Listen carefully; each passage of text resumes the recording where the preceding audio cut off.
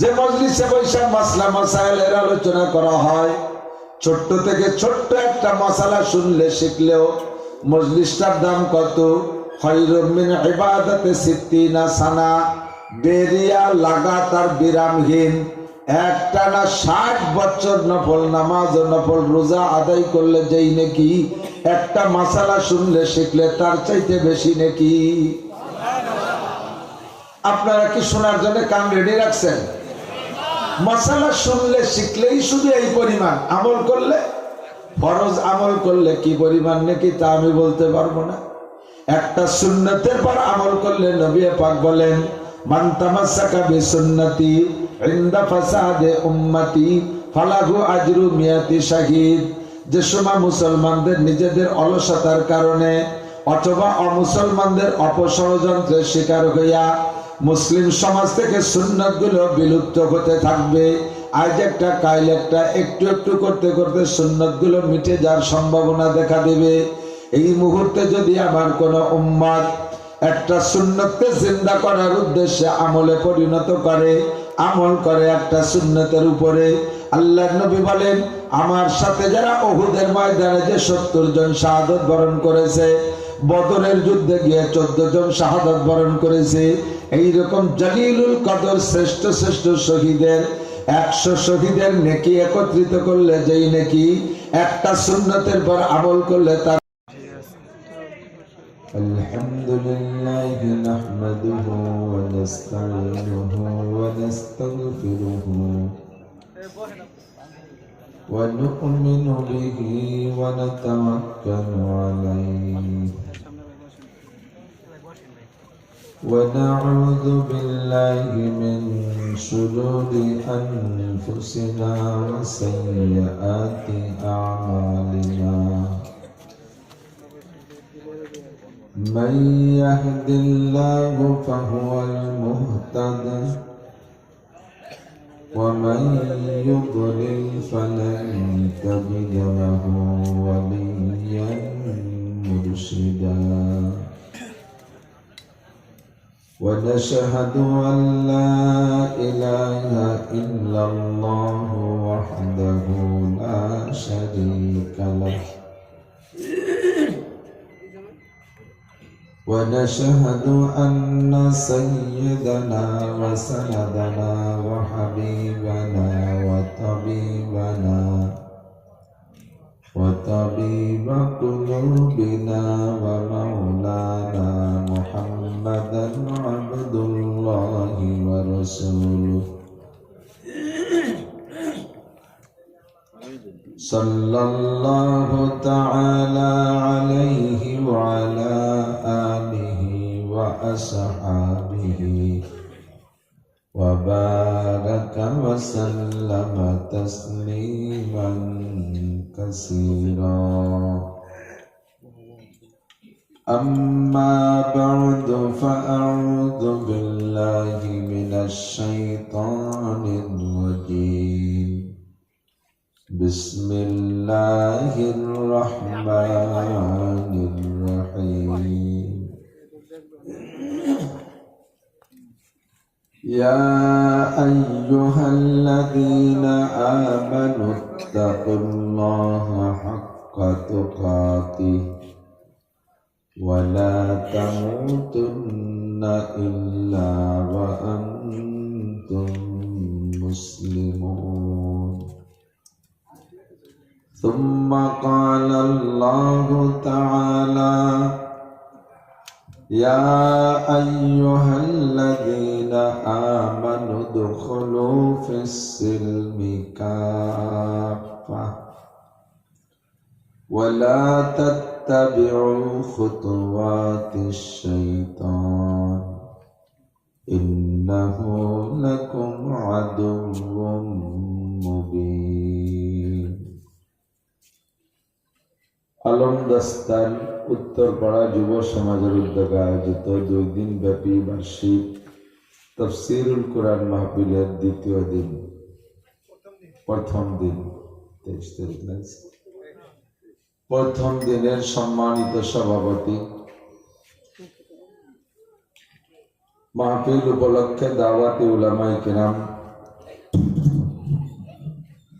এই অঞ্চলের অনেক অনেক উলামায়ে কেরাম, আইম্মায়ে মাসাজিদ,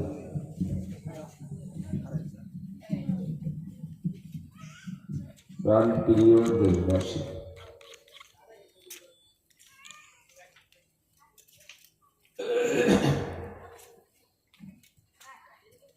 পর্দার আড়ালে বসে থাকা মা ও বোনেরা, অত্যন্ত দামি মাসের শেষ প্রান্তে চলে আসছি, শাবান মাসের শেষের দিকে।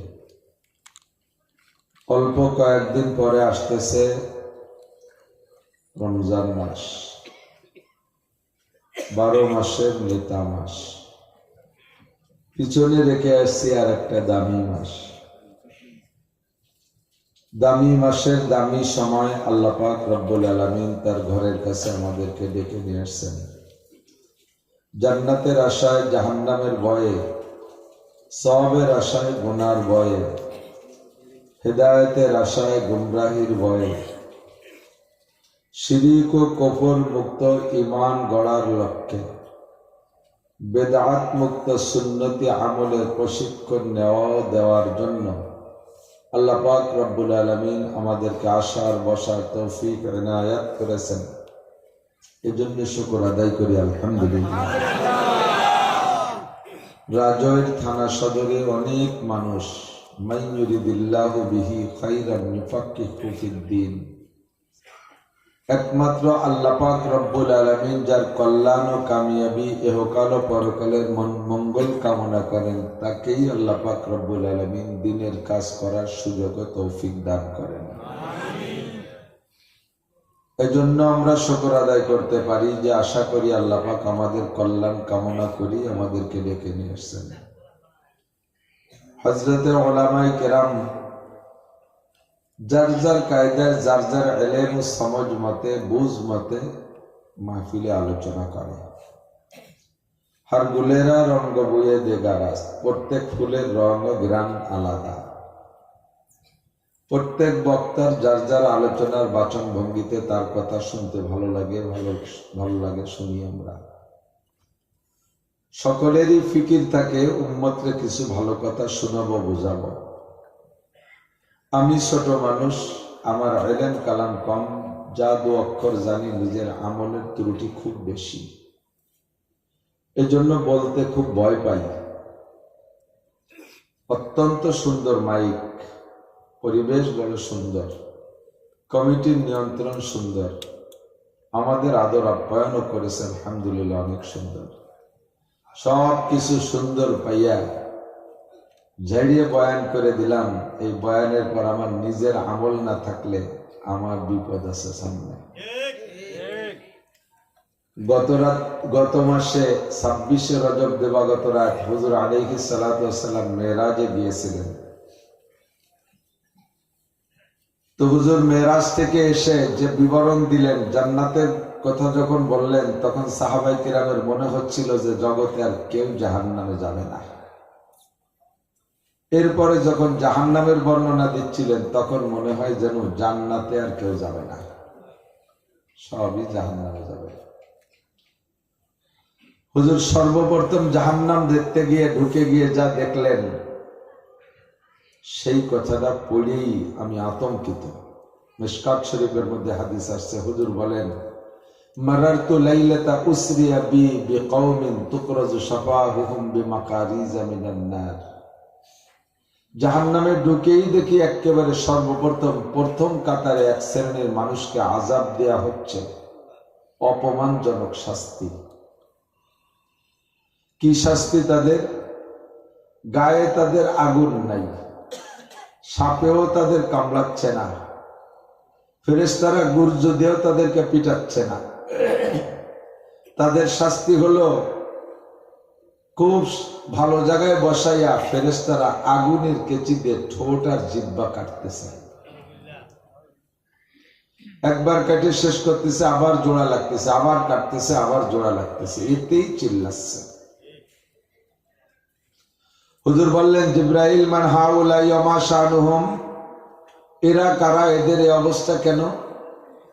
আমার তো মনের দাবি এই চেহারার মানুষগুলো জান্নাতি হবে, এই চেহারার মানুষগুলো জাহান্নামে, আর তাদেরকে অপমানজনক শাস্তি দেওয়া হচ্ছে। এইটা কেন? জিবরাইল বললেন, হা উলাই খুতাবাও উম্মতিকা, একেবারে ডাইরেক্ট অ্যাকশন। হা উলাই খুতাবাও উম্মতিকা, এরা আপনার উম্মতের বক্তারা। খতিব জুমার নামাজে বয়ান করে, খুতবা দেয়, তাকে খতিব বলে। আরবিতে খতিব মানে বক্তা। খুতাবা তার বহু বচন। হা উলাই খুতাবা উম্মতিকা, এরা আপনার উম্মতের বক্তারা। দোষ কি? ইয়াকুলুনা মা লা ইয়াফআলুন, নিজেরা যা না করতো তাই বয়ান করতো, আর যা বয়ান করতো তা আমল করতো না। ওয়াজ করা সহজ, বয়ান করা সহজ। মাঝে মাঝে আমাদের সাথে, আমার ত্রুটি তো আমি নিজেই দেখি, আমি স্বীকারই করি। মাঝে মাঝে রাজনৈতিক নেতারাও স্টেজে আসে বয়ান করে, ইসলাম মানার আমল করার বয়ান করে, অথচ সর্বপ্রথম তার নিজের মুখে দাড়ি নাই, নিজেও নিয়মিত নামাজ পড়ে না, বউ বাচ্চা পর্দা করায় না, কিন্তু স্টেজে আসলে মাইক পাইলে জনগণের সামনে ধর্মীয় অনুষ্ঠান, কিছু ধর্মীয় কথা বলা লাগবে তাই বলে। আমি কোরআন হাদিস জানি, জানা অনুযায়ী যে আমল না করি, সুন্নতের বয়ান করি, সুন্নতের আমল করি না। হারাম ছাড়তে বলি, নিজে হারাম ছাড়ি না। হালাল ধরতে বলি, নিজে হালাল হারামের তোয়াক্কা করি না। পর্দার বয়ান করি, অথচ আমি যুবতী মেয়েদেরকে ক্লাসে সামনে বসায় বসায় পড়াই। মক্তবে আমি পড়াই, মহল্লার যুবতী মেয়েরা আমার সামনে পড়ে। মসজিদের ইমাম সাহেব, আমি মহল্লায় ঘুরে ঘুরে ভাবিদের সাথে একসাথে সাক্ষাৎ করি, তাদের হাতের চা খাই, চুলোর পিঠে বসে পিঠে খাই। এ দোষ আমার আছে, আমি অন্য কোনো ইমামের দোষ দিচ্ছি না। আমি যদি করি তাহলে এই করি আর কি, অবশ্য আমি ইমামতি করি না। এই যে বয়ান অনুযায়ী আমল না করার যে বিপদ, এটা আপনাদের না, এটা বক্তার। এজন্য বয়ান করতে খুব ভয় লাগে। থানভী রহমাতুল্লাহ আলাইহি একটু সাহস দিয়েছেন, সেই সাহসের পর কথা বলি। সেটা হলো, হুজুর বলেন, বক্তা যে বয়ান করে, বক্তার মুখ থেকে কথা বেরোয় শ্রোতাদের কানে যায়। সবচাইতে নিকটে সামনে যে শ্রোতা, তার কানও বক্তার মুখের থেকে 4-5-6 হাত দূরে। বক্তার নিজের মুখের কথা বেরোয় নিজের কানে আগে ঢোকে। আমার কান আমার মুখের থেকে 5-6 আঙ্গুল দূরে। তো 5-6 হাত, 50 হাত, 60 হাত, 100 হাত, 500 হাত, 1000 হাত দূরে যে আমার কথা যদি আরেকজনের কানে গিয়ে তাকে পরিবর্তন ঘটাইতে পারে, তা আমার বয়ান আমিও শুনি, শুনতে শুনতে একদিন আমার ভিতরে আমলের পরিবেশ আসতে পারে। এই সাহস করে বয়ান করা। তো মজলিসে এখানে আপনারা বসে আছেন, আমিও আপনাদের বসায় রাখবো। আমাকে সম্মান করে দাওয়াত করে আনা হয়েছে। আমার টাইমেরও হিসাব আল্লাহর কাছে দেওয়া লাগবে, আপনাদের টাইমেরও হিসাব আল্লাহর কাছে দেওয়া লাগবে কি লাগবে না? এখানে বসে আছেন, এ সময়টারও হিসাব দেওয়া লাগবে। বসে আপনি কি করছেন?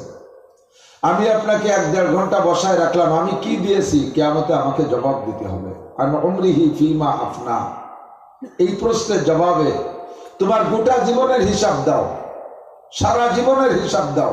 বিশেষ করে সাবালেগ হওয়ার পর থেকে কোথায় কতটুকু সময় লাগাইছো? ওয়াজের মাঠে মানুষকে বসায় কি দেছো? গান, গজল, কিস্সা কাহিনী, নাকি শরিয়াতের কোনো মাসালা দিয়েছো? কোন হাদিসের ভিতরে নাই মজলিসে ইসলামী সঙ্গীত খৈরুম মিন ইবাদাতে 60 সানা। একটা হাদিসও কেউ দেখাতে পারবে না যে ইসলামী সঙ্গীত, গান, গজল গাইলে সেই মজলিসটা 60 বছর নফল ইবাদতের চাইতে দামি। একটা হাদিসও নেই। মজলিসে ফিকহিন খৈরুম মিন ইবাদাতে 60 সানা। যে মজলিসে বৈশা মাসলা মাসাইলের আলোচনা করা হয়, ছোট্ট থেকে ছোট্ট একটা মাসালা শুনলে শিখলেও মজলিসটার দাম কত? খৈরুম মিন ইবাদাতে 60 সানা। বেরিয়া লাগাতার বিরামহীন একটানা 60 বছর নফল নামাজ ও নফল রোজা আদায় করলে যেই নাকি একটা মাসালা শুনলে শিখলে তার চাইতে বেশি নাকি। আপনারা কি শোনার জন্য কান রেডি রাখছেন? মাসালা শুনলে শিখলেই শুধু এই পরিমাণ, আমল করলে, ফরজ আমল করলে কি পরিমাণ নাকি তা আমি বলতে পারবো না। একটা সুন্নতের পর আমল করলে নবী পাক বলেন মান তামাসসাকা বিসুন্নতি ইনদা ফাসাদে উম্মতি ফালাহু আজরু মিয়াতি শাহীদ। যে সময় মুসলমানদের নিজেদের অলসতার কারণে অথবা অমুসলমানদের অপষড়যন্ত্রের শিকার হইয়া মুসলিম সমাজ থেকে সুন্নতগুলো বিলুপ্ত হতে থাকবে, আজ একটা কাল একটা, একটু একটু করতে করতে সুন্নতগুলো মিটে যাওয়ার সম্ভাবনা দেখা দেবে। এই মুহূর্তে যদি আমার কোন উম্মত একটা সুন্নতকে জিন্দা করার উদ্দেশ্যে আমলে পরিণত করে, আমল করে একটা সুন্নতের উপরে, আল্লাহর নবী বলেন আমার সাথে যারা উহুদের ময়দানে যে 70 জন শাহাদাত বরণ করেছে, বদরের যুদ্ধে গিয়ে 14 জন শাহাদাত বরণ করেছে, এইরকম জলিলুল কদর শ্রেষ্ঠ শ্রেষ্ঠ শহীদের 100 শহীদের নেকি একত্রিত করলে যেই নেকি একটা সুন্নতের পর আমল করলে তার